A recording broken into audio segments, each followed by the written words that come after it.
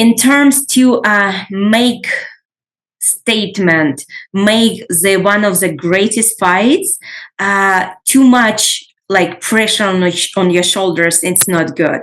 And sometimes it's just like make you like freezing. You freeze and you cannot do anything. And this time, I just prepare myself like the best what I can. And my coach, Pavel Fedotov, he was working so good like with me on everything, like mentally, physically, everything.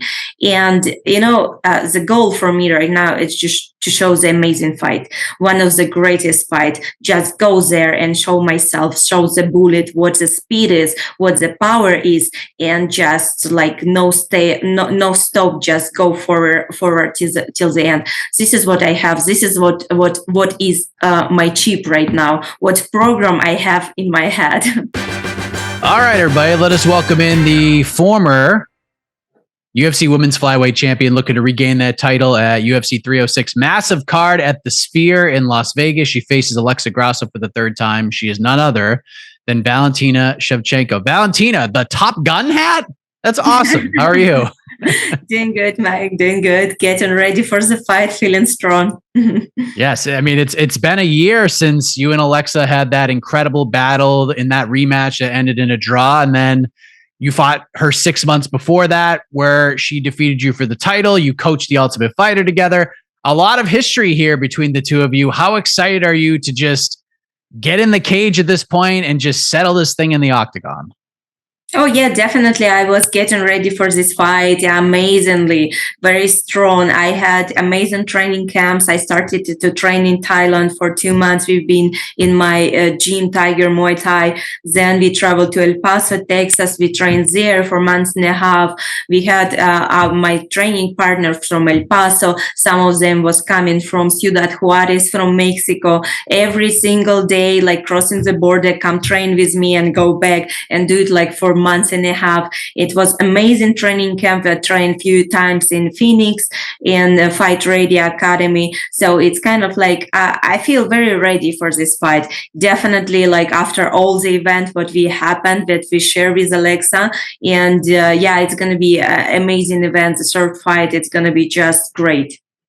She's had a lot of interesting things to say in the buildup, including sort of insinuating maybe she would fight Manon Fiorot instead, because I know after the second fight, you said something to the effect of, hey, I just did a Noche event this time in front of your fans. Let's do something maybe in my neck of the woods for my fans this time. Now you're doing this again at another Noche themed event a year later, different venue. I know it's a very special event.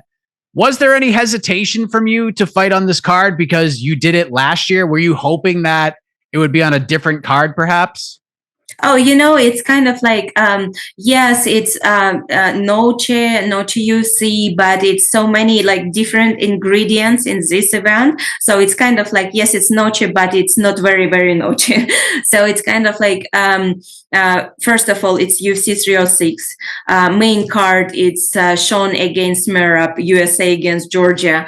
Then we have Riot Season, first ever, like first event of Riot Season. So it's like so much in, and definitely when it was like when UFC approached to me about like this fight in the Sphere, there was not any hesitation. No, because it's history making event.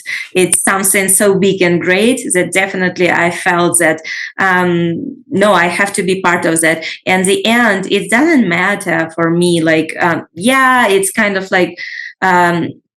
But I am in martial arts for so many years. I fought, like I'm training for 31 years. I fought in my opponent's home countries against all the fans of opposite sides, against all the judges who was like against. And it's like, it's all the matter how you prepare the fight and how focused and motivated for the fight. And I am for this fight. Alexa described things between you and her, I guess during the tail end of the show, is, I think the word she used is weird. That with so many face-offs just over and over again, being in the same room all the time, it just felt really, really weird. Do you feel the same way? Was it sort of a weird dynamic between the two of you from your side? No, it was not any weirdness for me. It's nothing was like something extra or something like that. No, it was we were doing our job. We was coaching the Ultimate Fighter, and it's kind of like part of the promoting the fight, part of the being in the like history, like only no, total 8 females who was coaching Ultimate Fighter, and it's kind of like it's being in among those names. It's amazing. So it's kind of like I don't say that I felt like something weird, not at all. And otherwise, I would say we getting along like very good with Alexa, and all this like we don't have any drama like fighting. We could speak normally. We could like share something what we do in our like not personal like normal life, and it's this is what I call healthy sportsmanship, like healthy rivalry. And this is how it's supposed to look like when you can give to the fans a show in terms of the fighting, to show to make this interest for the fight from other perspective, not only just like saying dirty words against each other. I don't see it's very attractive when like female fighters do this like dirty things. I think we have to bring something else for the fans, and fans, they have to enjoy the fight, respect us as a fighter, and see the beauty in what we are doing. It's refreshing, right? Because you don't see a lot of that these days in the sport. A lot of it, like you said, is a lot of trash talk and things said back and forth, different kind of promotion. And you two are doing almost the complete opposite. You're letting sort of the competitive spirit guide you as opposed to the trash talk. It is refreshing, right? I feel that what my opinion, I don't have like to break my personality only because the modern ways it's different now. No, let's make it opposite, that everyone else would see it and wanna be like that, will want. Because sometimes you see many fighters, like especially like young fighters, they see the trash talking like going good and like make a lot of interest, and they want to do this trash talking, but they are not really like do it like naturally, because it's also they kind of like has to be about like nature, and people see it's fake. They see it's not real, and they don't like it. Yeah, people fans they have to see you real you, not someone you are playing, and this is how you get like more interested for your like sport, for your game. Completely agree. And with that, I mean, you are very competitive. We've seen you at different points in your career, and you've delivered the goods no matter what. But there have been certain fight weeks where you came into it and it just seems like you had a big chip on your shoulder, that people were starting to doubt you. Like the Jessica Andrade fight sticks out to me the most because people thought, you know what, maybe she's the one that's going to dethrone her. And then you just had that chip on your shoulder all week and you went out and were just so dominant. It was almost, I call it you pitched a perfect game. It was about as perfect a performance as you can have. And you were just visibly on another level, physically, mentally, all of that. Are you entering this fight with that same kind of chip on your shoulder, considering you fought her twice? At least on the books, you haven't been able to get an official win. And there are people out there who are saying, you know what, maybe her time has passed here. Do you feel like you're carrying that chip on your shoulder heading into this fight? You know, it's interesting, but every time, every training camp, it's different. Every fight week is different. And even like comparing the one of the like best fights what I had, it's every time was different, like how I felt. But I know for sure that in terms to make statement, make the one of the greatest fights, too much like pressure on your shoulders, it's not good. And sometimes it's just like make you like freezing. You freeze and you cannot do anything. And this time, I just prepare myself like the best what I can. And my coach, Pavel Fedotov, he was working so good, like with me on everything, like mentally, physically, everything. And, the goal for me right now is just to show the amazing fight, one of the greatest fight. Just go there and show myself, show the bullet, what the speed is, what the power is, and just like no stop, just go forward till the end. This is what I have. This is what is my chip right now. What program I have in my head. Couple last things. Alexa has been doing some media and she's been trying to give you a little bit of advice ahead of this fight, saying essentially you have a style where you wait too much, and if you want to get your belt back, she cannot surpass the Ultimate Fighter season. Now she's coach, right? now she's trying to coach you, Valentina. It's full circle, but she's basically saying like if you fight her the way that you typically fight, you're not going to get your belt back. So with that, let's get your side of this. How does this all play out? Massive event at the Sphere, historic fight, first women's trilogy fight in UFC history. I assume you believe it will end with and new, but how do you get it done?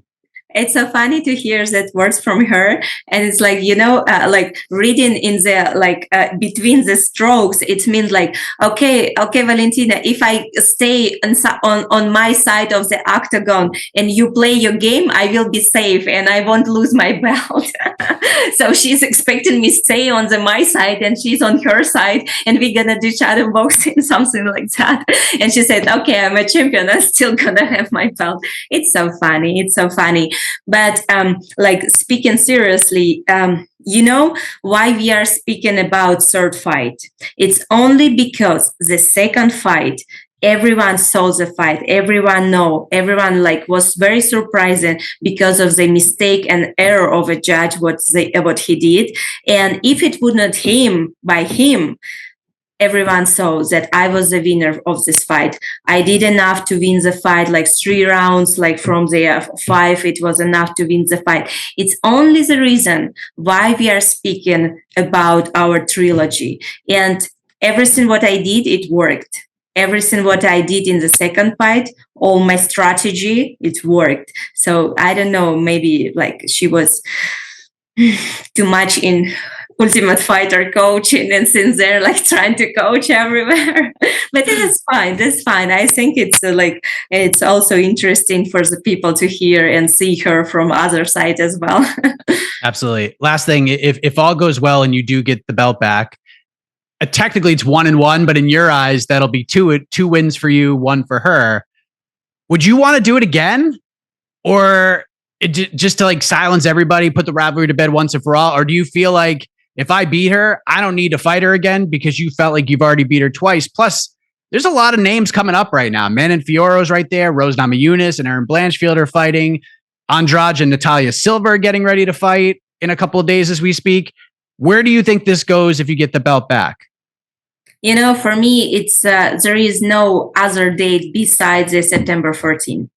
I don't want to think about what's going to happen, how it's going to happen. So no, this is not for me. For me, there is one goal. There is one day, September 14th. What's going to happen after? I'm going to start to think about that September 15th. And it's not my worry about what's going to happen after. Like only what I have right now in my mind, it's one day, night of September 14th. And we go from there. Well said. Valentina Shevchenko, everybody. She's going to fight Alexa Grasso. Big trilogy fight, UFC 306, Noche UFC. Massive event at the Sphere. Very excited for this fight. Very excited for this event. Very excited to see you back inside the octagon, Valentina. Thank you for the time and all the best to you on the build to UFC 306 and in the fight itself. Thank you so much, Mike. Have an amazing day.